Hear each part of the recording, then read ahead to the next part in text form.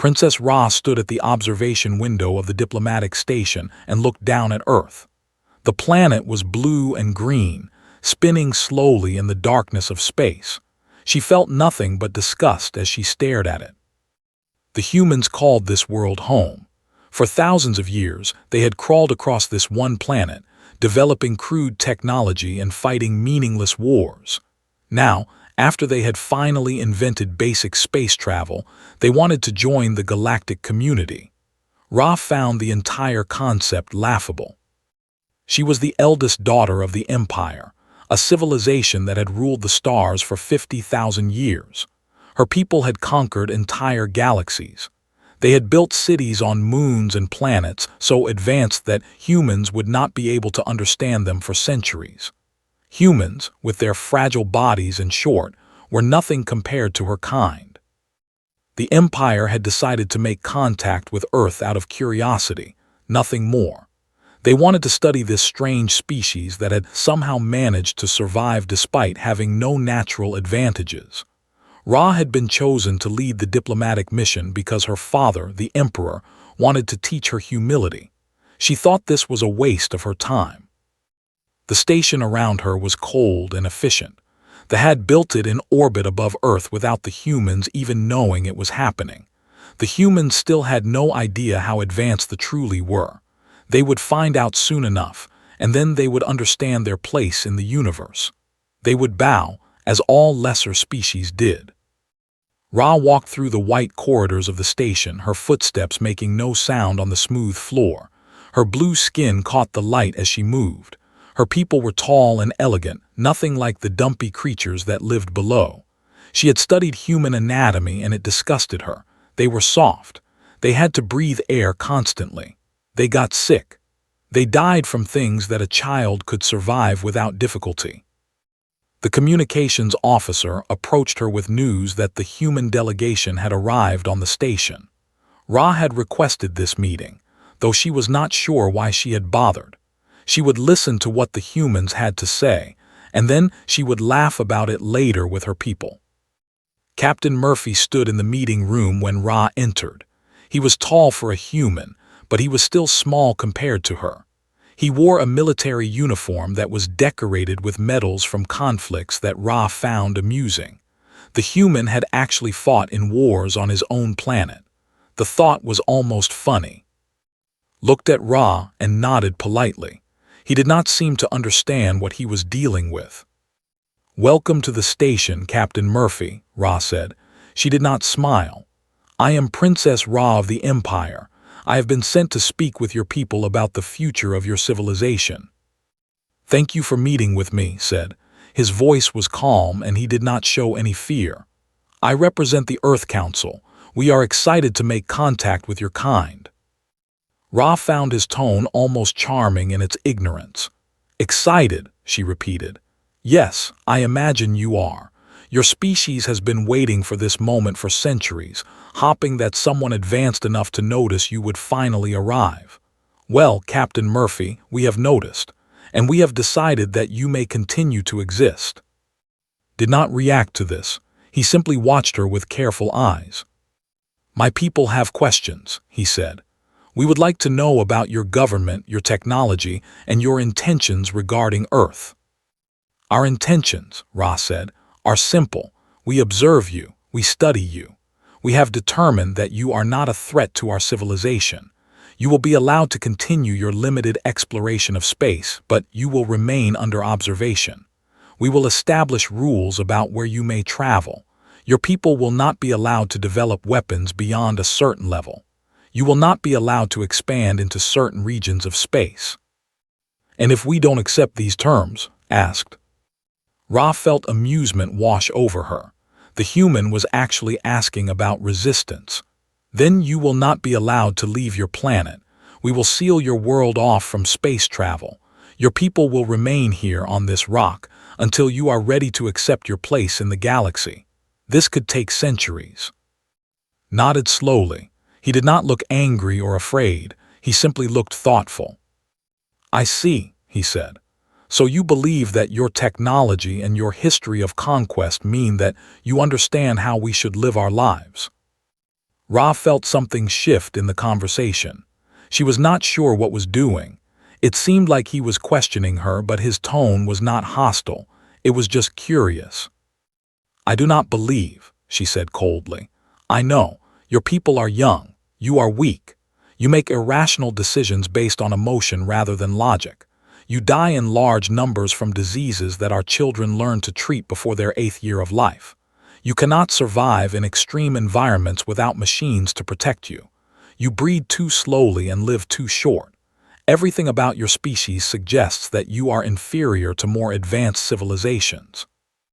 "That's a reasonable analysis," said, "based on the data you have, but you might be missing something." "And what would that be?" Ra asked. She was beginning to find this human mildly interesting, though she would never admit it. "You're looking at what we can't do," said, "instead of what we can do. Yes, our bodies are fragile. Yes, we don't live as long as your people, but we adapt. We survive in conditions that shouldn't allow survival. We work together to solve problems that would make less cooperative species give up. And we don't need perfect information to make decisions. We can act on hope and faith and the belief that things can be better." "Hope and faith," Ra said, and she laughed. It was a short, sharp sound. "You are explaining your weakness as though it were strength, Captain Murphy. That is the most human thing you could possibly do." "Maybe," said. "Or maybe it's strength that you don't have a name for because your people stopped needing it thousands of years ago." Ra turned away from him. She did not want to continue this conversation. She had made her point. The humans understood their position now. "You will be given quarters in the station," she said. "Your delegation will have limited access to our systems. You will answer all questions about your civilization honestly. You will cooperate with our researchers. In return, we will not immediately seal your world off from space travel. Do you understand?" "I understand," said. As Ra walked out of the room, she told herself that Captain Murphy was simply a clever human, trained to negotiate and to delay the inevitable. He was nothing more. His words meant nothing. But somewhere in the back of her mind, doubt had planted its first small seed. 3 days into the diplomatic visit, everything changed. Alarms wailed through the station with a sound that made stand up instantly from his quarters. He had heard enough warning systems in his life to know when something was seriously wrong.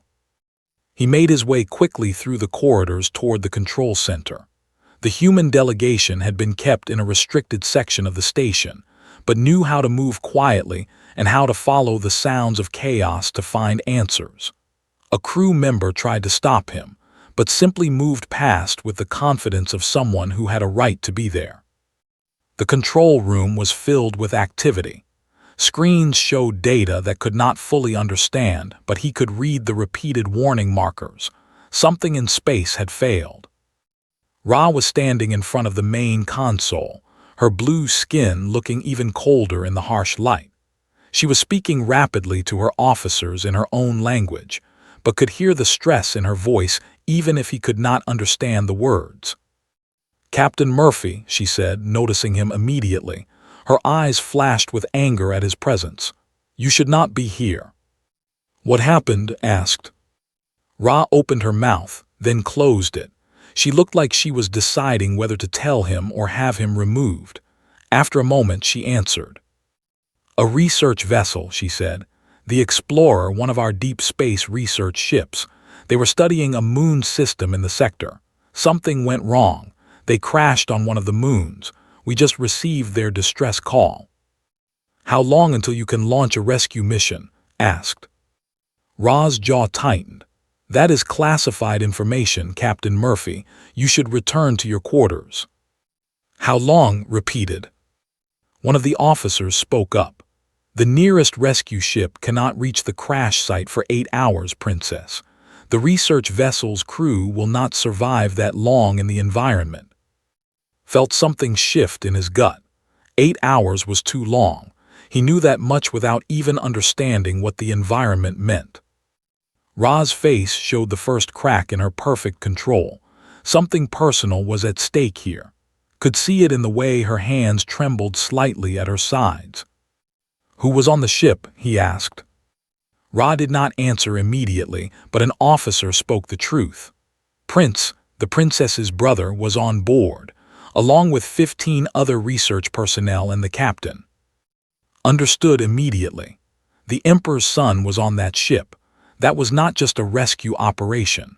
That was a personal crisis for this cold, arrogant princess who had only hours ago been insulting humanity. "What's the problem with the environment?" asked. "The moon has extreme radiation and toxic atmospheric gases," one of the officers explained. "The radiation will damage our ship's electronics if we approach too quickly. We cannot send traditional rescue vessels until we solve the shielding problem." Thought about this. What about environmental suits? Could survivors suit up and wait for rescue? "The survivors' suits are damaged," Ra said quietly. This was the first time I'd heard her voice without arrogance. "The crash damaged their equipment. They can survive in them for perhaps 2 hours more. After that, the suits will fail." Knew he was about to do something that would change everything. He also knew he had to do it anyway. "Show me the specifications of your rescue equipment," he said, "and get me to the human quarters. I need to gather my team." Ra's head snapped toward him. "What are you talking about?" "You said the problem is shielding and speed," said, "but you're thinking about this wrong. Your ships are built for your environment. They're built with technology that has to be perfect because you can't adapt. My people came from a planet where failure is not an option. We build equipment for extreme situations because we have to." He could see that Ra wanted to refuse. He could see the pride in her eyes fighting against the desperation. Her brother was dying in a toxic environment, and the only offer of help was coming from the species she had just finished telling him was weak and inferior. "Human suits are designed for Earth environments," she said. "The sector is nothing like your planet." "Then we'll adapt them," said, "or we'll die trying. But right now your brother is running out of air and your rescue ships can't get there in time. So what are you choosing, princess? Your pride or your family?" That was the moment when saw something break in Ra's expression. The cold certainty drained away, replaced by something raw and human, despite the fact that she was not human at all. "Do it," she said. For the next 2 hours, and his team worked alongside the engineers. They were brilliant, but they were also trapped by centuries of doing things one way. Brought human improvisation to the problem. He brought the willingness to try solutions that were not perfect, knowing that something imperfect was better than nothing. They modified 3 human environmental suits using shielding technology and human flexibility. The suits would not be perfect. They would not be safe by normal standards, but they would work. Ra watched the entire process without speaking. She watched a human species that she had declared inferior figure out a solution to a problem that her people's advanced technology could not solve quickly enough. She watched Captain Murphy move through the preparation area with absolute certainty, despite the fact that he was about to fly into an environment that could kill him. "You understand that you may not survive this," Ra said to him as he suited up.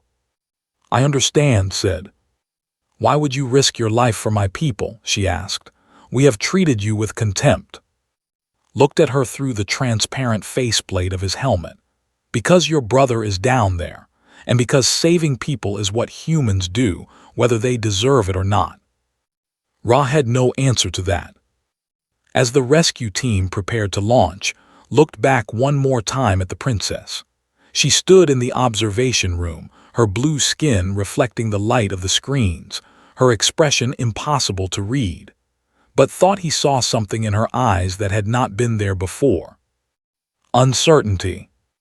The shuttle launched toward the sector, carrying 3 humans and 1 rescue officer into an environment that should have killed them all before they arrived. The landing on 7 was violent. The shuttle's sensors screamed warnings as radiation flooded the instruments, and the pilot fought to keep the vessel steady in an atmosphere that wanted to tear it apart. Gripped the edge of his seat and watched through the viewport as the alien moon revealed itself below them. It was a nightmare world. The surface was covered in jagged rocks and deep crevasses. Radiation storms moved across the landscape like living things, turning the sky a sickly yellow-green. Nothing here was meant to support life.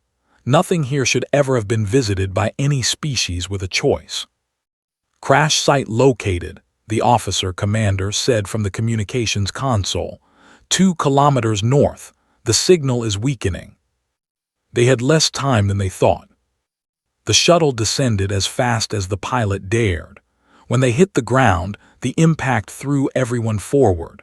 Was already moving before the shuttle stopped moving.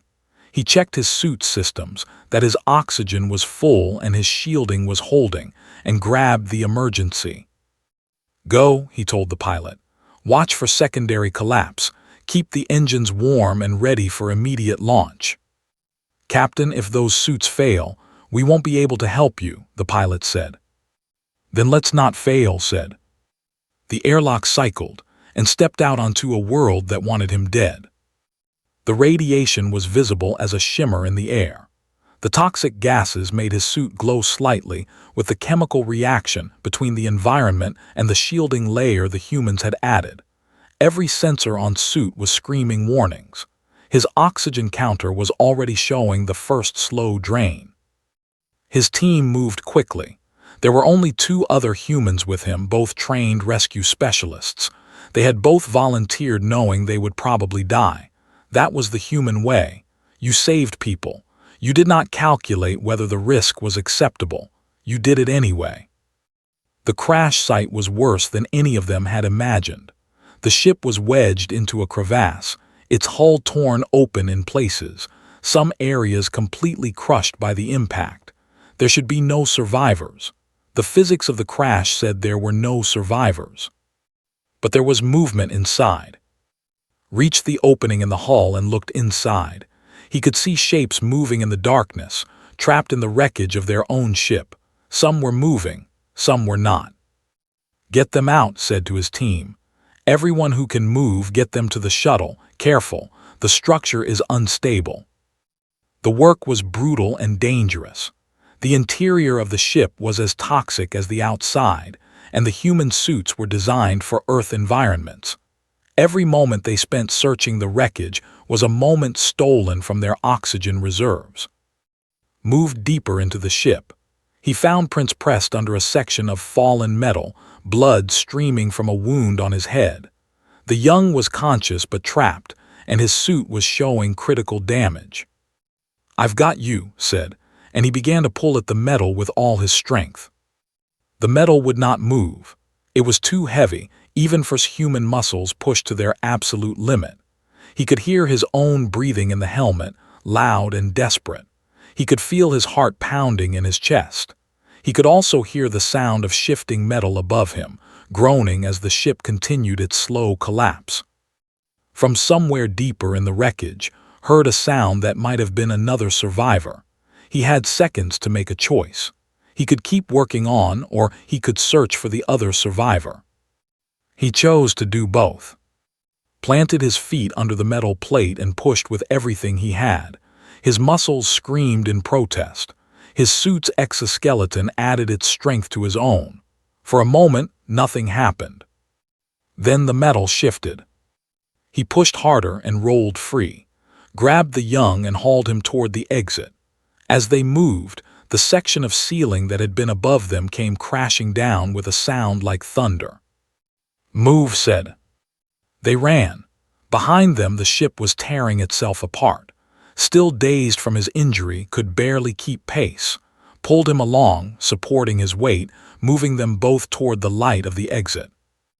They burst out of the ship just as another section collapsed inward, sealing the area they had just escaped.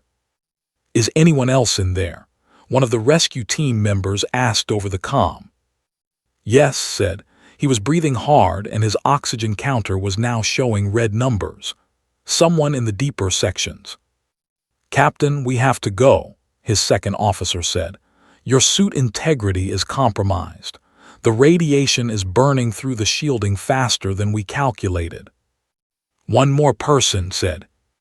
There's no time, the commander said over the comm. Multiple survivors are in the shuttle. We have to launch. Looked at who was coughing and barely conscious. He looked at the wreckage of the ship, where he could hear sounds that might be someone calling for help. He made his choice. He handed to his rescue team. Get him to the shuttle now. Captain, your suit, one of them started to say. Go, said. He moved back into the wreckage. The interior was darker now, filled with smoke and toxic fumes. His suit was no longer bright with the protective chemical reaction. The shielding was failing. He could feel it happening, could feel the radiation starting to seep through, could feel the toxic gases beginning to burn his skin. He found the scientist trapped under a piece of equipment. She was young, barely more than a child by standards, though she was still as tall as a human adult. Her suit was dead. Her eyes were closed.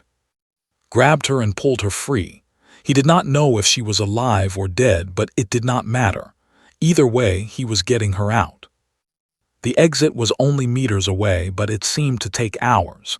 His vision was starting to blur. His suit was screaming warnings that he had already heard. He moved forward anyway, pushing one foot in front of the other, refusing to stop, refusing to fail. He made it through the opening, just as the entire section of the ship he had just been in collapsed. Ra watched from the station as the shuttle lifted off from 7.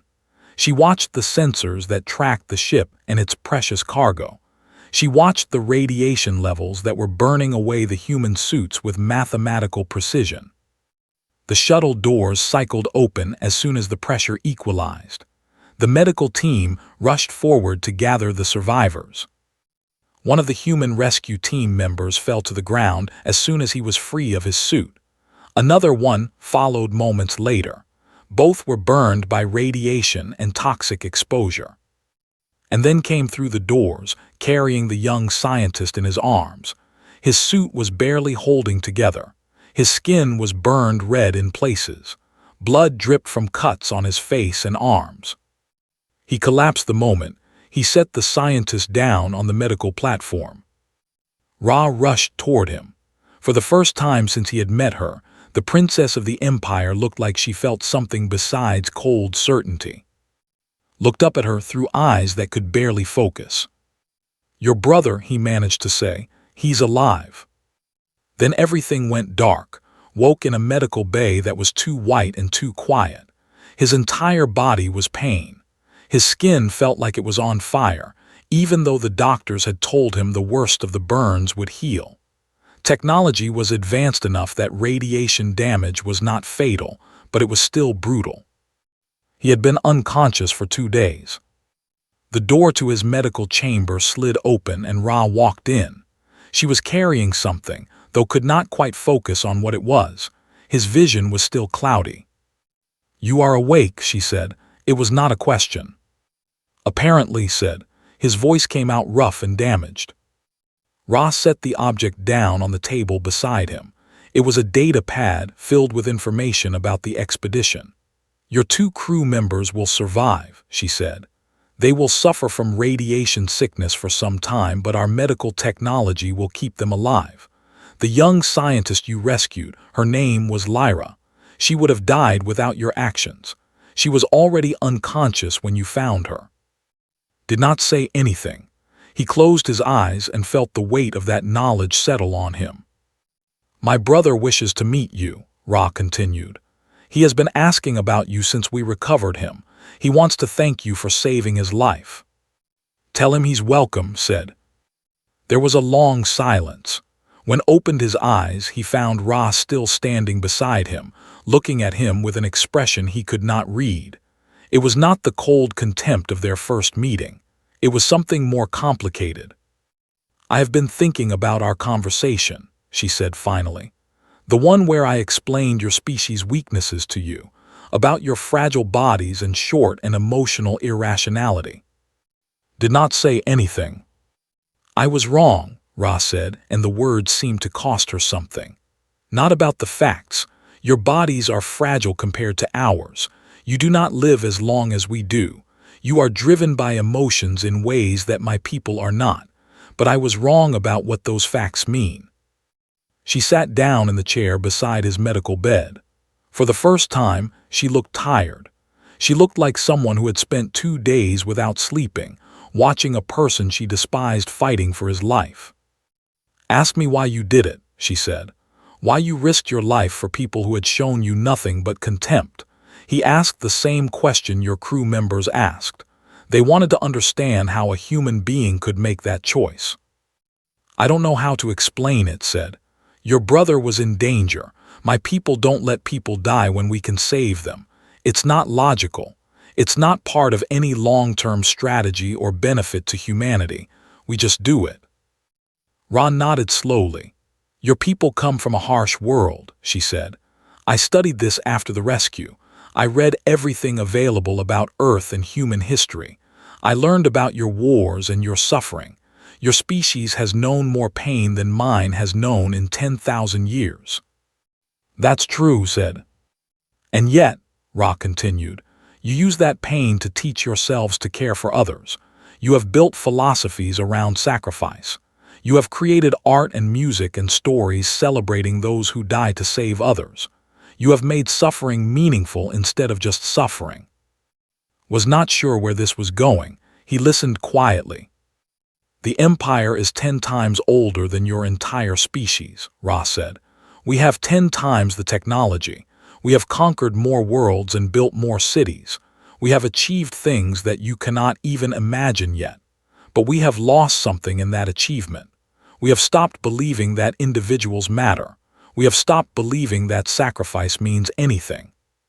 She stood up and walked to the window, looking out at the stars. "I told you that your people were weak because you were emotional," she said. "I was speaking from a place of certainty born from thousands of years of dominance. But you showed me something in that wreckage. You showed me that your weakness and your strength are not separate things. They are the same thing." Felt something shift in the air of the medical chamber. "You risked everything to save a stranger," Ra said. "A stranger from a species you had just met. A stranger who had no way of repaying you or giving anything back. You did it because in that moment her life mattered more to you than your own survival. That is not weakness, Captain Murphy. That is the kind of strength that my people have forgotten." She turned around to face him.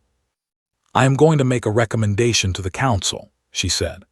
"I am going to tell them that humans should be treated as equals in any negotiations regarding the future of human civilization. I am going to argue that your species has something valuable to teach us about ethics and cooperation. And I am going to accept responsibility for the arrogance of my initial assessment of your people." "That's going to be a difficult position," said. "Yes," Ra agreed. "The Council will challenge my judgment. They will say that I have been influenced by a single human. They will argue that one rescue mission does not change 50,000 years of superiority. They will be using logic and data and every argument that we have used to justify our dominance for." "What will you say?" asked. "I will tell them the truth," Ra said.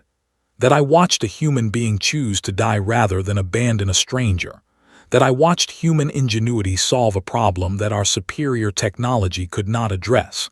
That I watched Captain Murphy prove that wisdom is not the same as intelligence, and that compassion is a form of strength that we have lost." She moved back to his bedside and looked down at him.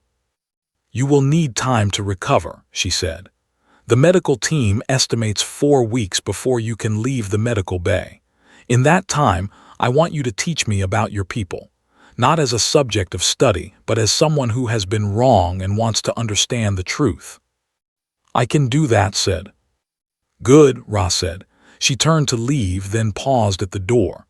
"Captain Murphy, your people have a gesture called a handshake, correct? I saw it in a data file about human customs." "Yes," said. "When you are healed," Ra said, "I would like to learn how to do it properly. I would like to shake your hand and seal an agreement between us, not as princess and human, just as two people who have learned to respect each other." Then she was gone, leaving alone with his thoughts and his pain and the knowledge that everything had changed. The great hall of the council was a place of power and authority. Tall columns of carved stone supported a ceiling so high that it disappeared into shadow. The seats of the council members formed a circle, each one elevated to show the importance of its occupant. Ra stood in the center of that circle, facing judgment from the leaders of the empire. Her father, the emperor, sat at the highest point. His blue skin was darker than hers, marked with the pale lines of age. He looked at his daughter with an expression that could have been disappointment or respect. It was impossible to tell which. "You ask us to alter the fundamental relationship between our empire and this human species," the chief advisor said. He was old, older than any human had ever lived. His voice carried the weight of 50,000 years of decisions made by his office. "You ask us to treat them as equals, to offer them positions in the Galactic Council, to share knowledge that could take them centuries to develop on their own. You ask this based on the actions of a single human during a rescue operation." "I ask this because it is the right decision," Ra said. "The right decision," the elder counselor said, "or the decision of someone who has been influenced by emotions." This was the attack Ra had expected. The council had always maintained that emotions were a sign of weakness. They believed that superiority came from the ability to think rationally, free from the distraction of feeling. But Ra was ready. "I was wrong about humanity," she said. "I believed that their capacity for emotion made them inferior. I believed that logic and technology were the only measures of worth, but I was wrong." She moved to a data pad and displayed the recording of the rescue operation. The council members watched as forced his way into the dying ship. They watched as he pulled Prince free. They watched as he returned for the young scientist despite the knowledge that he was probably dying. "This human was not driven by logic," Ra said. "He had no logical reason to believe he would succeed. He had no guarantee that the people he was saving would care about him or value him afterward. He did it anyway. He did it because his species has learned something that we have lost. They have learned that individual lives matter. They have learned that sacrifice for others is not a weakness but the highest form of strength." The emperor leaned forward. "That bravery that you show us, it is impressive, but it is the bravery of an individual, not a species. One human does not define all humans." "No," Ra agreed, "but this is not the only reason I ask for this change. I ask for it because in the hours after the rescue, human knowledge allowed us to save lives that our own technology could not save quickly enough. I ask for it because in every culture we have studied, humans have built civilizations around concepts that we have abandoned. They have created systems where individuals have value. They have built art and music that would be impossible in a society that valued only logic." She paused, gathering her thoughts. "I ask for this because if we do not change our relationship with humanity," Ra said, "we will slowly lose what makes us truly great. The empire was built by individuals who were willing to risk everything for discovery. We became the greatest civilization in the galaxy because our people believed that exploration and knowledge mattered more than safety. But we have lost that. We have become comfortable with our superiority, and in that comfort we have stopped growing." The council members were silent for a long moment. Then Prince stood up from his seat in the gallery. This was highly irregular. The prince was not supposed to speak during council proceedings, but had the right to speak when his life had been involved. "I will speak," he said. "I was trapped in that wreckage. I could feel my suit failing. I was preparing to die. And then a human I had never met put his own life at risk to save me. He did not know me.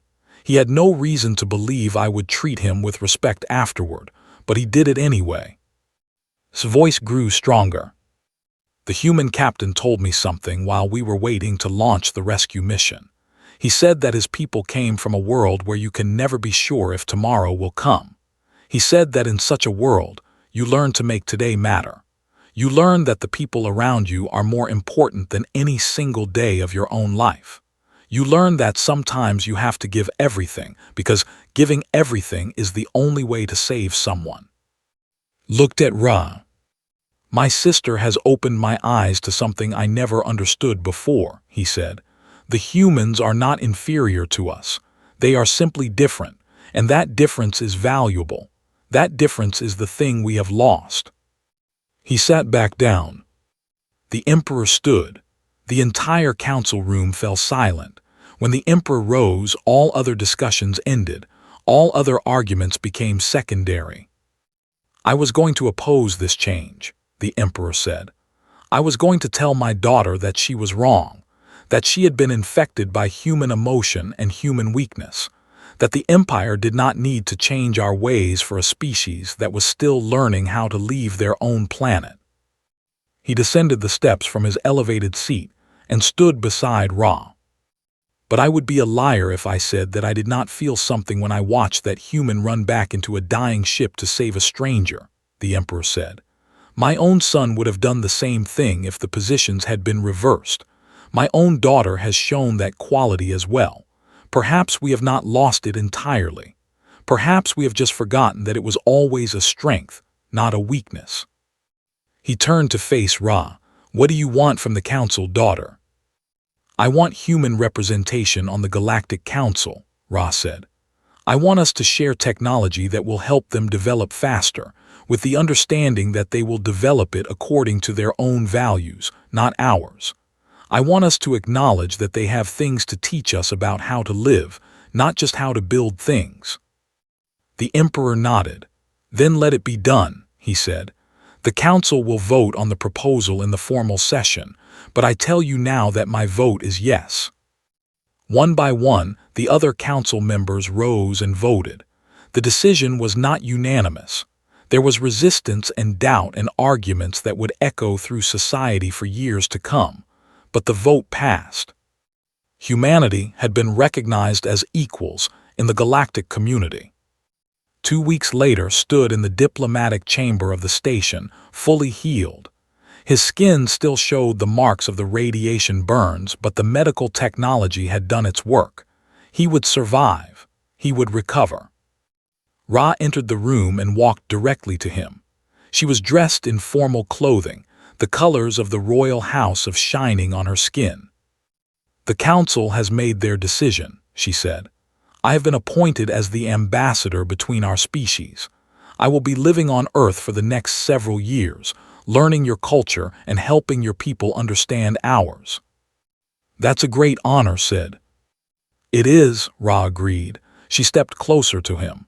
Captain Murphy, I believe you offered to teach me a human custom, something called a handshake.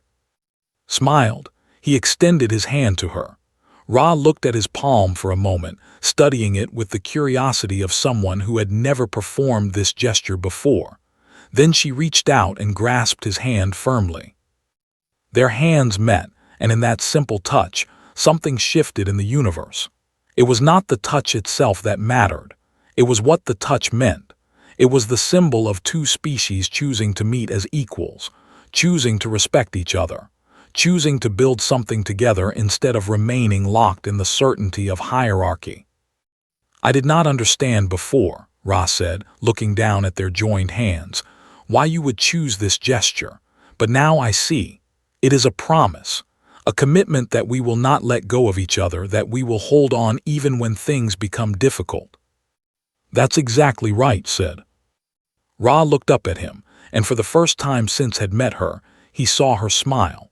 It was not the smile of a princess looking down at an inferior species. It was the smile of someone who had been given the gift of seeing the world in a new way. Welcome to the galactic community, Captain Murphy, she said. And thank you for showing me that strength and wisdom are not always the same things. Sometimes strength is loving someone despite their flaws. Sometimes wisdom is admitting that you were wrong. And sometimes, said, the most advanced civilization in the galaxy has to learn from the species they thought was weak. Ra squeezed his hand one more time before letting go. Through the window of the station, the blue planet of Earth hung in the darkness of space, beautiful and alive. And on the bridge between worlds, humanity and the Empire had finally learned to understand each other.